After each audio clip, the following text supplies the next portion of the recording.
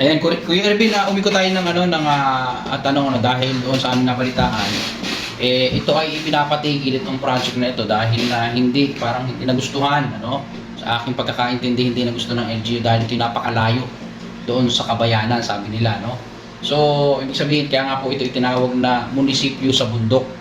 Mahirap daw abutin ng tao dahil more or less nasa 1.5 kilometers. Yes. Kung hindi tayo nagkakamali, yung layo mula doon sa Kabayanan. So, bakit ba naisip na dito itayo? Dito ba ay magkakaroon ng development? Ano bang mangyari dito? Dahil kung ako ang titingin, talagang mahirap nga. Yung hindi possible, ibig sabihin, hindi accessible. Yes. Hindi accessible sa tao, yung layo dahil sa bundok nga po itinayo. So, pakibigyan niyo nga po kami ng kwento, bakit dito nailagay.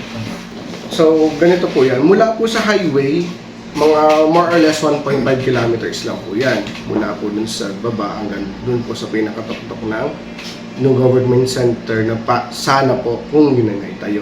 Ngayon po, kung sa mga nakatira po dun, alam po nila na meron na pong nagawa po na kalsada dun. Ngayon yung kalsada po yun, funded po ng Kabayan Party List with the help of office po ni Mayor JT noong time na yun.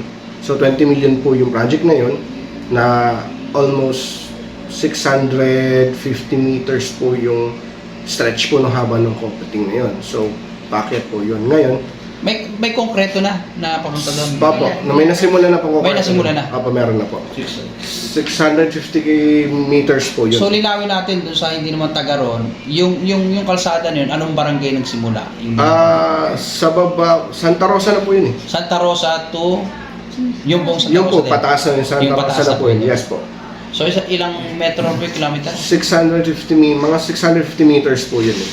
Yung taas na po yun. Double lane po siya na DPWH po ang nagpasagawa ng project na implementation. Tapos po, meron pa po doong kasunod na 100 meters na implementation po na LGU. So matotal ko lang po 800, halos 800 meters po yung na existing na po na concreting natin na way papunta po dun sa government center. Ngayon po, kung nagkataon po na ituloy po siguro si project, madami pa pong possible po na dumating na mga magpopondo po dun sa area po yun, paakyat. Ano po? So possible po, kung nagkataon po na dire-diretso po siya, possible po ilang years, tapos na po yun. So ibig sabihin, Kuya Ervin, yung paakyat, Yes. possible na makongkreto na ito lahat. Yes po. Ito pa yan, balita ko kasi meron itong tatagusan papunta doon sa main highway. Ay, opo. Oo. Totoo bang merong may Meron po tagusan talaga. ito doon? So, sa pagkakatanda ko po, bago po kami umalis na, meron pa pong isang contractor na gumagawa. Yung mismong paakyat na po, halos more or less 120 meters, may existing na rin po doon.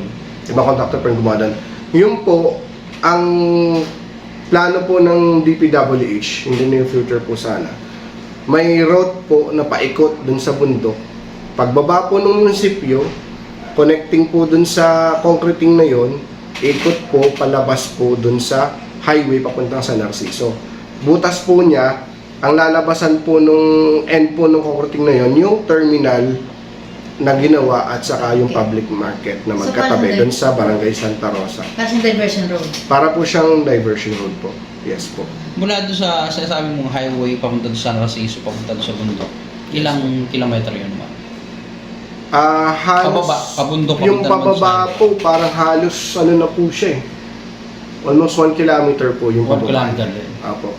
Mas mahaba pa po yung entrance. Tapos yung exit po kasi, yung bundok na yun. Kasi po, di ba, yung mataas pong bundok na yun na, ang kagandahan pa nga po dun sa taas sa bundok na yun, overlooking po yung buong bayan po ng Mulanay.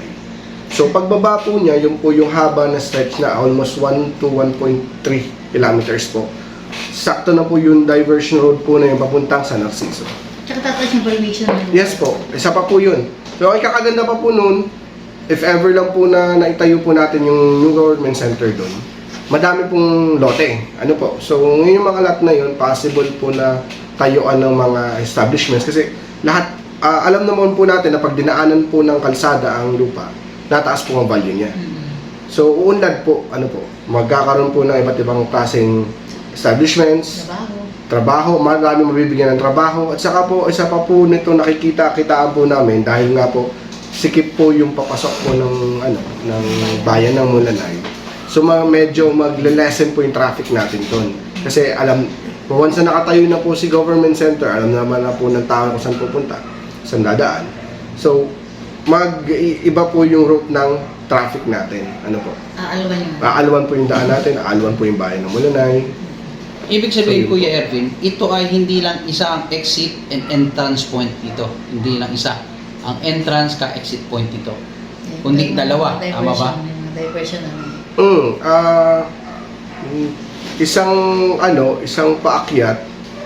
No? So yun yung main entrance niya, isang paakyat. Mula doon sa munisipyo paakyat. Mula munisipyo paakyat, yun yung entrance niya. Okay. So pagdating doon sa tuktok, iikot, meron pong da-divert po doon sa kasunod na nakadikit na exit naman po na tatagpo doon sa San Narciso Way po. Ano po yung diversion po ng San Narciso, yung pinaka-highway. So, Ilan yun po lane ang ito? connection. Maano ko lang kasi pag kasi sinabi mong entrance doon, kung malaki naman ito, hindi entrance exit point ito. Opo. So ilang lane So ba? ang Dalawa, sa 2 lane? pagkakatanda ko po noon na Ang plano propose. na proposal na nakita ko sa plano po, parang Tuloy. 2 lane po siya, pero hindi 3 meters po yung lapad niya, ang isang lane. So 3 ibig sabihin, 6 meters. 6 meters po yung lapad ng lane, tapos meron pa po tayong concrete shoulder. Yung concrete shoulder po natin ay halos 1.5. So ang mangyayari po nun ay halos 9 meters po yung stretch po nung kalsada. Ganun po siya kalapad. Oh. So magiging dalawa nga, no? Magiging dalawa. Dalawa po. Pwedeng pumunta ka ng munisipyo, hindi ka natatago sa bayan. Apo. Doon ka na mismo sa Lalabas ka na labas. po dun sa kabila. Oo, kaya Diversion road. doon ka nalalabas, hindi ka na papasok ng bayan. Yes po. Okay, Ayun. rapat. Kung matutuloy ito, meron ka sabi na napakaganda ng project nito. Oh, yes. Meron pa bang mga development na gagawin doon? Bukod So, doon sa munisipyo yun?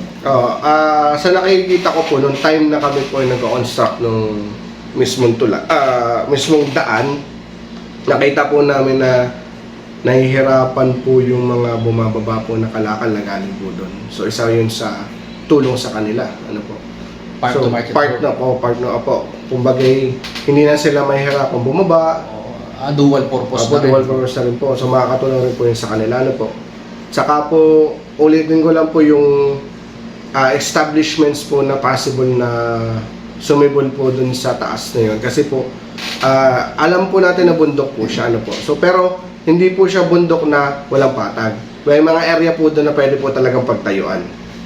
So, madami po talagang benefits din po yung makukuha natin kung magkataon po na nakatayo po si government center.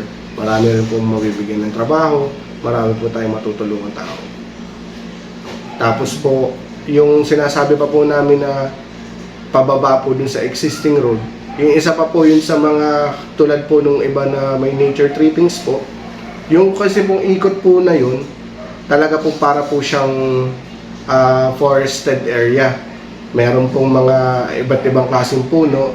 Ngayon, ang point naman po dun sa sinasabi ko, yung po magiging tourism po ng bayan ng Mulanay. So, isa pa yun sa possible po na ikaunlad ng bayan. Ayun.